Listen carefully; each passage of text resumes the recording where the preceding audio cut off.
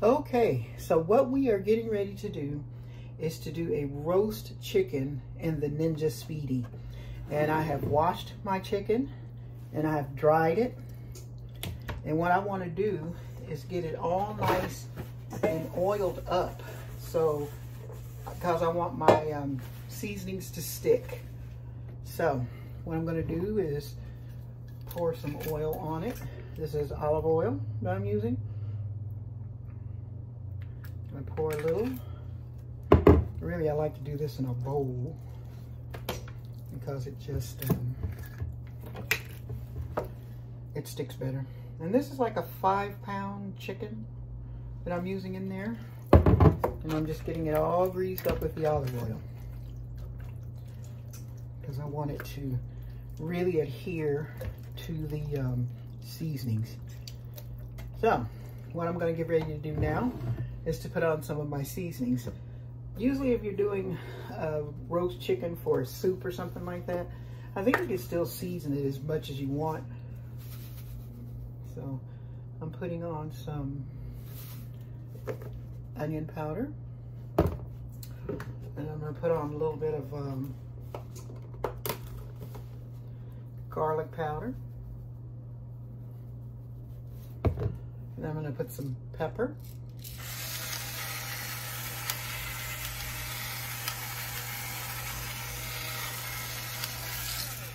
Okay, then I'm going to add a little salt because all of my seasonings from Watkins is salt-free. Okay, and I'm just going to pat it on so that it sticks. Make sure that I get it all covered. And then what I'm going to do is flip it over. I'm going to add the same thing. Garlic. One thing about a chicken, you really don't have to. You can get away with just salt and pepper on a chicken. So that's garlic. And then here's some onion powder. Okay, and then I'm using some pepper.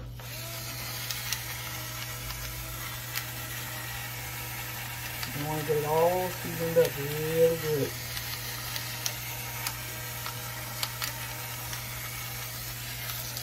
Okay. And then I'm going to include some of my salt blend.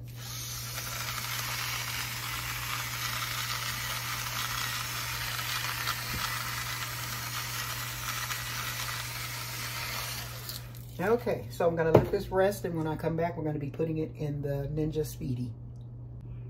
Okay, so I plugged my Ninja in and I've got it on. And what I'm going to do is put it on steam and crisp. So let's go down to steam and crisp, which that's what it's on. And then I'm going to set it for 40 to 50 minutes at 400 degrees. So let's go 400 up here. Oh no. Steam and crisp. And then,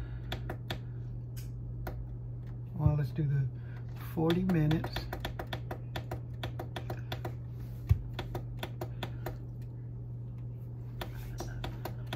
And then let's do the temperature at 400. So there it is, 400 for 40 minutes. Okay, so now that that's set, what I'm going to do is I'm going to put in my cup of water, and I'm going to pour in a cup of water.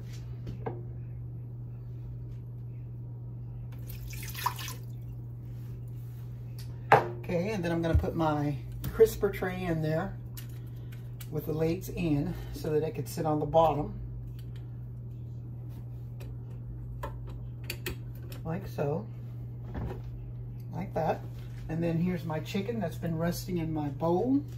Usually you would want to tie your legs together, but I couldn't find my twine for baking. So I'm just going to set it in here like this. If it was a turkey, I could tuck it, but it's not. So I'm just going to set it in here like this. And I'm going to close the lid. And I'm going to press start. And when I come back, we'll be checking our chicken and taking it out. There we go. So what I'm going to do is flip it again. That's fairly done. Let's do a temperature check. Oh, what I'm going to do Let's take this out and let it rest.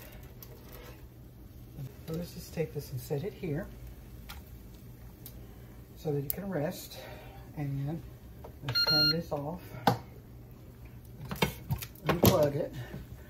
And this is how our chicken looks. It looks really good. And it's very, very crispy. So give this a try. It looks really good. Thanks for joining Exploring Foods with Smitty, where we're making baked chicken in the air fryer.